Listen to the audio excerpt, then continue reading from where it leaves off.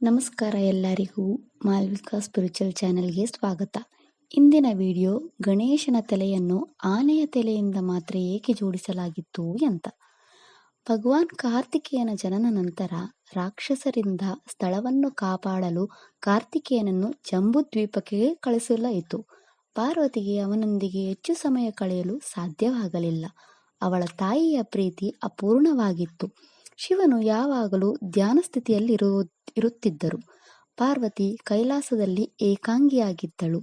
ಒಮ್ಮೆ ಅವಳ ತಂದೆ ಪರ್ವತರಾಜ ಹಿಮವಂತ ಅವಳ ಬಾಲ್ಯದ ಗೆಳತಿಯರಾದ ಜಯ ವಿಜಯರನ್ನು ಅವರನ್ನು ಪಾರ್ವತಿಯ ಬಳಿ ಭೇಟಿಯಾಗಲು ಕಳಿಸುತ್ತಾರೆ. ಮೂವರು ಸ್ವಲ್ಪ ಸಮಯ ಕಳೆಯಲು ಯೋಚಿಸಿದರು. ಜಾಹ್ನವಿ ಸರೋವರದಲ್ಲಿ ಏಕಾಂತವಾಗಿ ಆಟವಾಡಲು ನಿರ್ಧರಿಸುತ್ತಾರೆ. ದೇವಿ ಪಾರ್ವತಿ ಸರೋವರದ ಕಾವಲು ನಂದಿಯನ್ನು ನೇಮಿಸುತ್ತಾಳೆ. ಮಹಾದೇವ ಪಾರ್ವತಿಯನ್ನು ನೋಡಲು ಬರುತ್ತಾನೆ.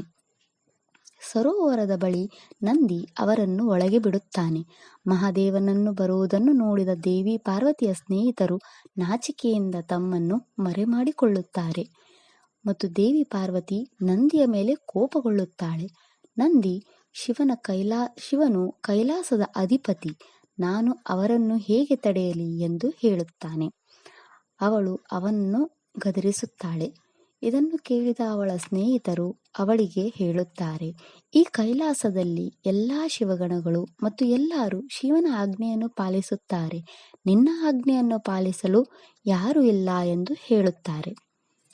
ದೇವಿ ಪಾರ್ವತಿ ಕುಳಿತು ಚಿಂತಿಸಲು ದೇವಿ ಲಕ್ಷ್ಮಿ ಅವಳ ಬಳಿಗೆ ಬಂದು ಅವಳನ್ನು ಸಮಾಧಾನಪಡಿಸುತ್ತಾಳೆ. ಅವಳಿಗೆ ಶ್ರೀಗಂಧವನ್ನು ಕೊಡುತ್ತಾಳೆ ಮತ್ತು ಅವಳಿಗೆ ಮಂಗಳ ಸ್ನಾನ ಮಾಡಲು ಹೇಳುತ್ತಾಳೆ. ಪಾರ್ವತಿ ಶ್ರೀಗಂಧವನ್ನು ಹಚ್ಚಲು ಮತ್ತು ಹಚ್ಚಿದ ಲೇಪನವನ್ನು ತೆಗೆದುಕೊಳ್ಳುತ್ತಾಳೆ. ಹಚ್ಚಿದ ಲೇಪನದಿಂದ ಒಂದು ಮಗುವಿನ ರೂಪವನ್ನು ತಯಾರಿಸುತ್ತಾಳೆ. ತನು ಒಂದು ಮಗುವಿನ ರೂಪವನ್ನು ಕಲ್ಪಿಸಿಕೊಂಡು ಮತ್ತು ಚಂದನದಿಂದ ವಿಗ್ರಹವನ್ನು ಪ್ರಾರಂಭಿಸುತ್ತಾಳೆ. ಅವಳು ಓಂಕಾರವನ್ನು ಪಠಿಸುವ ಮೂಲಕ ಅದಕ್ಕೆ ಜೀವ ನೀಡುತ್ತಾಳೆ. ಅದರಿಂದ ಸುಂದರವಾದ ಒಂದು ಹುಡುಗ ರೂಪ ಪಡೆಯುತ್ತಾನೆ. ಪಾರ್ವತಿ ಸಂತೋಷವಾಗಿ ಅವನಿಗೆ ವಿನಾಯಕ ಎಂದು ಹೆಸರಿಡುತ್ತಾಳೆ. ಅವನೊಂದಿಗೆ ಸಮಯ ಕಳೆಯುತ್ತಾಳೆ.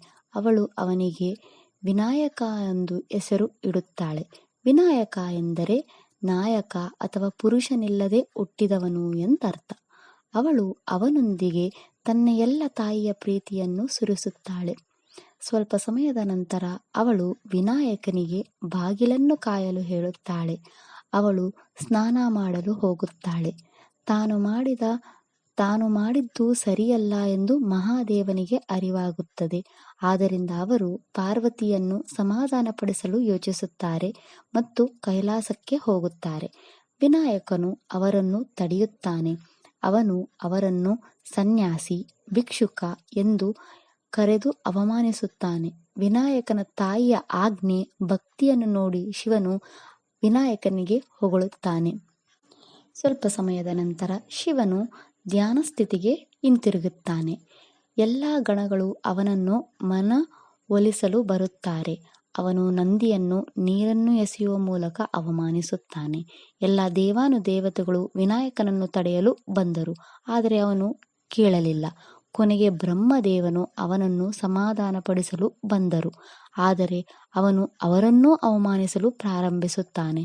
ಇದನ್ನು ನೋಡಿದ ಮಹಾದೇವನು ಕೋಪಗೊಂಡು ವಿನಾಯಕನ ತಲೆಯನ್ನು ತ್ರಿಶೂಲದಿಂದ ಕತ್ತರಿಸುತ್ತಾರೆ. ಸ್ವಲ್ಪ ಸಮಯದ ನಂತರ ದೇವಿ ಪಾರ್ವತಿ ಬಂದು ವಿನಾಯಕನ ಕತ್ತರಿಸಿದ ತಲೆಯನ್ನು ನೋಡುತ್ತಾಳೆ. ಪಾರ್ವತಿ ಕೋಪಗೊಳ್ಳುತ್ತಾಳೆ. ಅವಳು ಸಪ್ತಮಾತೃಕೆಯ ಅವತಾರವನ್ನು ತೆಗೆದುಕೊಂಡು ಬ್ರಹ್ಮಾಂಡವನ್ನು ನಾಶ ಮಾಡಲು ಪ್ರಾರಂಭಿಸುತ್ತಾಳೆ. ಶಿವನು ದೇವಿ ಪಾರ್ವತಿಯನ್ನು ಶಾಂತಗೊಳಿಸುತ್ತಾನೆ ಮತ್ತು ಅವಳು ತನ್ನ ಮಗನನ್ನು ಮರಳಿ ಪಡೆಯುತ್ತಾಳೆ ಎಂದು ಹೇಳುತ್ತಾರೆ. ಗಣೇಶನ ದೇಹವನ್ನು ಮಾನಸ ಸರೋವರ ನೀರಿನಿಂದ ತೊಳೆಯಲು ಮಹಾದೇವನು ದೇವತೆಗಳಿಗೆ ಹೇಳುತ್ತಾನೆ ಮತ್ತು ವಿಷ್ಣುವಿಗೆ ಉತ್ತರ ದಿಕ್ಕಿಗೆ ಹೋಗಲು ಹೇಳುತ್ತಾನೆ ಮತ್ತು ದಕ್ಷಿಣ ದಿಕ್ಕಿನಲ್ಲಿ ನವಜಾತ ಮಗುವಿನ ಮುಖ ಇರುವುದನ್ನು ತಗೊಂಡು ಬರೋಕೆ ಹೇಳುತ್ತಾನೆ. ಆ ಮಗುವಿನ ಮುಖ ತನ್ನ ಸುದರ್ಶನ ಚಕ್ರದಿಂದ ಮಾತ್ರ ಕತ್ತರಿಸಬೇಕು ಎಂದು ಹೇಳುತ್ತಾರೆ. ಮೊದಲಿಗೆ ಅವರು ರಾಕ್ಷಸಿ ಶಿಶುವನ್ನು ನೋಡುತ್ತಾರೆ. ಅದರ ಮುಖ ಪಶ್ಚಿಮದಲ್ಲಿ ಇರುತ್ತದೆ. ನಂತರ ಅವರು ಯಕ್ಷ ಮಗನನ್ನು ನೋಡುತ್ತಾರೆ. ಅದು 1 ವರ್ಷ ಹಳೆಯದಾಗಿರುತ್ತೆ. ಕೊನೆಗೆ ಅವರು ಎದುರು ಮಲಗಿರುವ ಆನೆಯ ಮುಖವನ್ನು ಕಂಡುಕೊಳ್ಳುತ್ತಾರೆ. ಆ ಆನೆಯ ಮುಖ ದಕ್ಷಿಣದಲ್ಲಿ ಇರುತ್ತದೆ. ಅವರು ಆ ಆನೆಯ ಮುಖವನ್ನು ತರುತ್ತಾರೆ. ಅಶ್ವಿನಿ ಕುಮಾರರಿಬ್ಬರು ಮತ್ತು ಮಹಾದೇವನು ಹುಡುಗನಿಗೆ ಗಜಮುಖವನ್ನು ಸರಿಪಡಿಸುತ್ತಾರೆ. ಒಮ್ಮೆ ಸ್ವರ್ಗದಲ್ಲಿ ಇಂದ್ರನು ತನ್ನ ಅಪ್ಸರೆಯರ ಜೊತೆಗೆ ಆನಂದಿಸುತ್ತಿದ್ದನ್ನು ನೋಡಿ ಅವನ ಆನೆ ಐರಾವತವು ಕೋಪಗೊಂಡು ಕೋಪದಿಂದ ಗರ್ಜಿಸುತ್ತಾರೆ. ನಾರದ ಋಷಿಗಳು ಸ್ವರ್ಗಕ್ಕೆ ಬರುತ್ತಾರೆ ಮತ್ತು ಇದನ್ನು ನೋಡಿ ಅವನು ಇಂದ್ರನಿಗೆ, ಐರಾವತವು ಶಿವಭಕ್ತ ಮತ್ತು ಅದು ನಿನ್ನ ಕರ್ತವ್ಯಗಳನ್ನು ನೆನಪಿಸುತ್ತಿದೆ ಎಂದು ಹೇಳುತ್ತಾರೆ.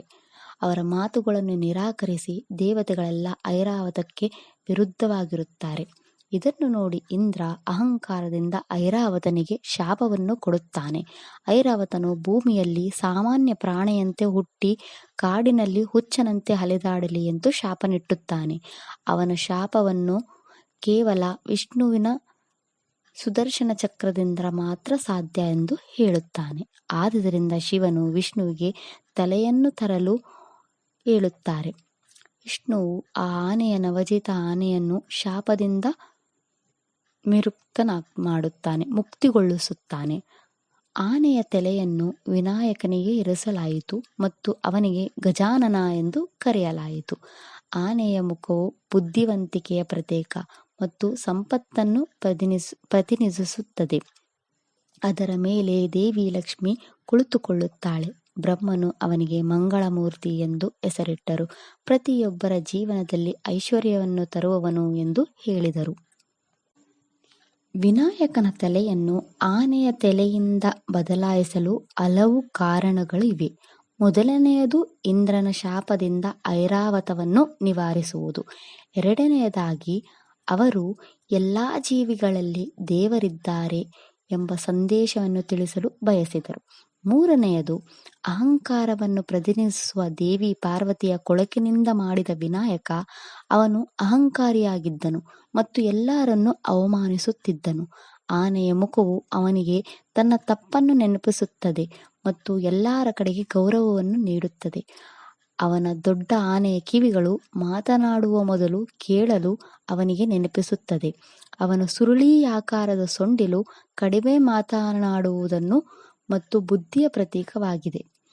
ಅವನ ಸಣ್ಣ ಕಣ್ಣುಗಳು ತನ್ನ ತಂದೆಯನ್ನು ಗುರುತಿಸಲಾಗದಿದ್ದಾಗ ಈಗ ಸ್ಪಷ್ಟವಾಗಿ ಗುರುತಿಸುತ್ತದೆ. ಇದಿಷ್ಟು ಗಜಾನನ ಕತೆ. ವಿಡಿಯೋ ಇಷ್ಟ ಆದರೆ ಲೈಕ್ ಮಾಡಿ, ಫ್ಯಾಮಿಲಿ ಮೆಂಬರ್ಸ್ಗೆ ಶೇರ್ ಮಾಡಿ, ಚಾನಲ್ನ ಸಬ್ಸ್ಕ್ರೈಬ್ ಮಾಡಿ, ಬೆಲ್ ಐಕನ್ನ ಕ್ಲಿಕ್ ಮಾಡಿ. Thank you.